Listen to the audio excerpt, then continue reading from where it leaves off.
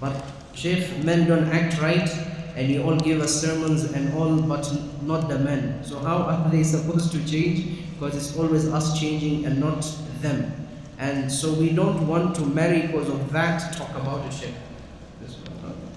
If Yes. you know me, you know that I am very, very, very tough on men and on women and on children. I'm very tough on everybody. I roast everybody. So when I speak to women, I make them feel the responsibility they have in front of Allah. But definitely I'm not going to tell them how men should treat them.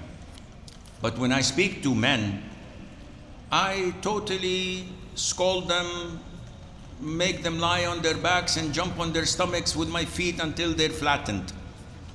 And they feel insulted. Sheikh, why are you so harsh on us? Because I have 13 daughters. I have to take care of my daughters and make sure that men honor them. But at the same time, you address what needs to be addressed. When a woman comes to me on the phone, I give her hell. But when her husband comes to me on the phone, I give him hell.